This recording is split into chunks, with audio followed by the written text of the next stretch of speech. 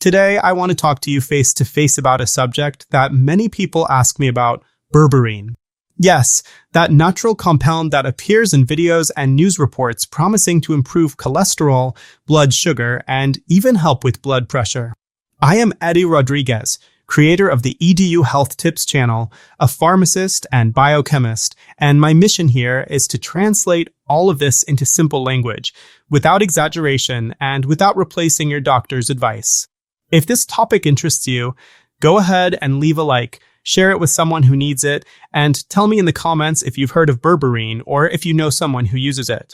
I arrived at this topic because the more I study health, the more I see how nutrition and some natural compounds can complement traditional care. It's not a miracle. It's not a passing trend. It's understanding what science has already observed and what is still open. Berberine is an alkaloid found in plants like barberry and golden seal. It has been studied for years for its potential effects on metabolism. Let's go step by step in a practical way. When we talk about the heart, two pillars weigh heavily: fats in the blood and glucose. Regarding cholesterol, studies suggest that berberine may help reduce LDL, the bad cholesterol, and triglycerides, with a slight improvement in HDL, the good cholesterol. The interesting part is the proposed mechanism. Instead of acting like statins, berberine seems to increase the number of gates in the liver that capture circulating LDL, facilitating the removal of this cholesterol from the blood. In practice, this can help people with altered lipid profiles to complement lifestyle changes. In the blood sugar field, the conversation is similar. There are studies showing improved insulin sensitivity and a slight decrease in blood glucose in people with insulin resistance, prediabetes, or diabetes. This matters because more stable sugar means less silent damage to the vessels and less overload for the pancreas. I always emphasize balanced diet, daily activity, and sleep are the foundation. If any supplement is added, it is a complement and only with supervision. Regarding blood pressure, the data are more modest but interesting. In some studies, berberine has been associated with small reductions in pressure, possibly by improving endothelial function, the skin of blood vessels, and promoting better dilation. It is not a blood pressure medication, does not replace treatment, but can add value when the doctor deems it appropriate. There is still an area of investigation in arrhythmias. In laboratory and animal models, berberine appears to stabilize the electrical conduction of the heart. This does not mean we should use it for rhythm problems. In humans, large and long-term studies are lacking to demonstrate safety and real impact on important outcomes. So, for now, do not use berberine for accelerated heart on its own. Now is the time for the honesty you always find here on the channel. Most studies with berberine are small and short-term.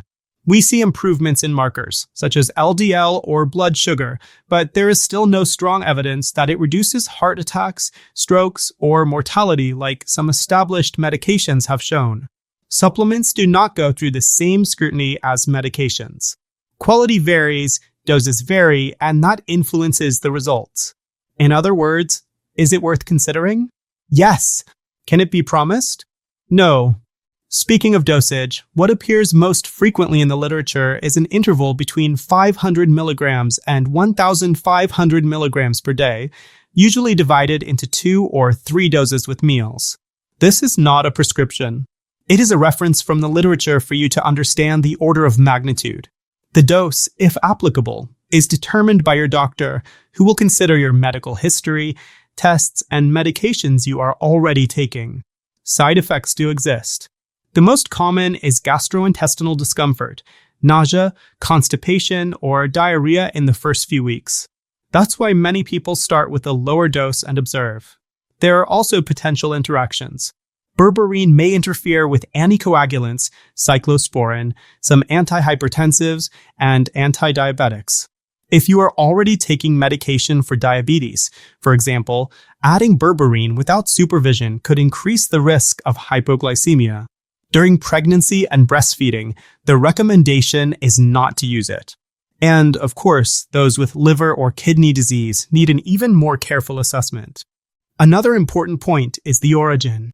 Since quality varies, It's worth choosing brands that specify standardization, have good manufacturing practices, and provide reports. This reduces the risk of buying underdosed, adulterated, or contaminated products. It may seem like a detail, but it makes a difference in the outcome and safety. Edu, so is it worth it? The honest answer is, it depends on your case and your goal.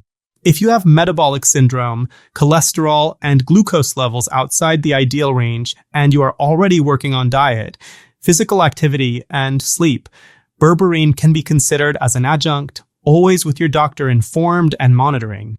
If everything is under control just with lifestyle, you might not need it. And if you are using medications with strong evidence to reduce cardiovascular risk, do not switch to Berberine expecting the same effect. Supplement is a supplement. I want to give you a practical way to talk with your healthcare professional. Bring 3 pieces of information: your most recent tests, lipid profile, hemoglobin A1C, fasting blood sugar, liver and kidney function, the complete list of your medications and supplements, and your clear goal. For example, I want to improve LDL without increasing medication dose, or I want to try to reduce glucose spikes after meals. This helps the doctor decide with you whether it makes sense to test, for how long, and how to monitor. Until this decision comes, there are 3 actions that tend to yield better results than any capsule. First, adjusting meals, more real food, distributed protein throughout the day, fibers in all meals, and reducing sugars and ultra-processed foods.